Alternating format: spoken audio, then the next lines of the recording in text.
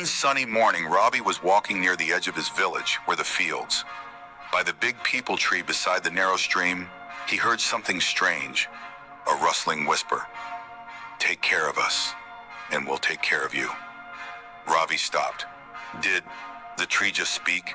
He ran to call Roshni and Manu. Manu laughed. "Maybe the heat's made your head light."